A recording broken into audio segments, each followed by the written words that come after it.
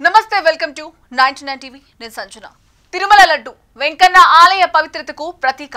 ఆ లడ్డు భక్తులకు కేవలం ప్రసాదం కాదు విశ్వాసానికి రూపం అయితే ఇప్పుడు ఆ లడ్డూలోనూ అవినీతి వాసన సిబిఐ విచారణలో బయటపడింది లడ్డు పవిత్రతను కలుషితం చేసిన నెయ్యి కల్తీ స్కామ్ ఆ కల్తీలో కేవలం రసాయనాలే కాదు మానవ సమాజం విశ్వాసం కూడా కరిగిపోయింది తిరుమలలో నెయ్యి పేరుతో 250 కోట్ల స్కామ్ విశ్వాసం మీద వ్యాపారం కదే ఇది 2019 నుంచి 2024 వరకు బోలే బాబా డైరీ అనే కంపెనీ టీటీడీకి నెయ్యి సరఫరా చేసింది 5 సంవత్సరాల్లో మొత్తం సరఫరా 68 లక్షల కిలోలు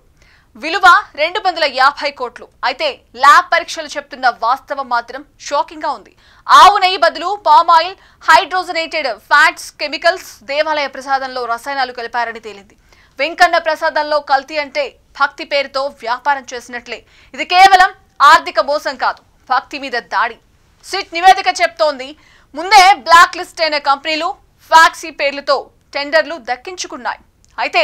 టెండర్ ఫైల్స్ నకిలీ సర్టిఫికెట్లు బ్యాంకర్ నెంబర్లు ఇవన్నీ ఇప్పుడు సిబిఐ పరిశీలనలో కూడా ఉన్నాయి వెనక ఎవరున్నారు ఎవరి సహకారం ఉంది ఈ ప్రశ్నలకు సమాధానం కోసం సిబిఐ తవ్వకం మొదలైంది ఆధ్యాత్మిక సంస్థలోనూ ఇంత పెద్ద అవినీతి ఇది కేవలం సిస్టమ్ వైఫల్యం కాదు విశ్వాసం మీద వ్యాపారం టీటీడీ ప్రతిరోజు 15,000 కిలోల నెయ్యితో లడ్డూలు తయారు చేస్తోంది అందులో కొంత భాగం కల్తీ కావడంతో భక్తుల్లో ఆగ్రహం పెల్లుబికింది దాతలలో నిరాశ ఆవేదన ఈ స్కామ్ లో కొందరు అధికారులకు కూడా సంబంధం ఉందా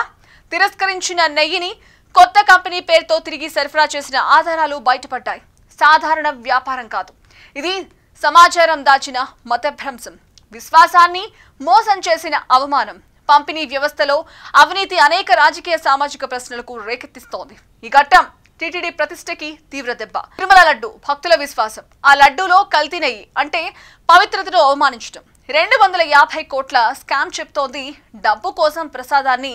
వదిలే వాళ్ళు ఉన్నారు ఇది కేవలం అవినీతి కాదు ఆధ్యాత్మికతను వ్యాపారంగా మార్చిన పాపం వెంకన్న గారిపై కోట్లాది మంది భక్తుల నమ్మకం ఇప్పుడు ఒక సర్టిఫికెట్ సంతకంతో కూలిపోయింది వెంకన్నకు సమర్పించే లడ్డు భక్తి కంటే ఎక్కువ పవిత్రం ఏది లేదు ఆ పవిత్రతను కల్తీ నెయ్యి కింద దాచిన వారు ఎవరు సిబిఐ విచారణ కొనసాగుతోంది తిరుమల లడ్డు కల్తీ నెయ్యి స్కామ్ ఇది ఒక మోసం మాత్రమే కాదు భక్తుల విశ్వాసాలపై దాడి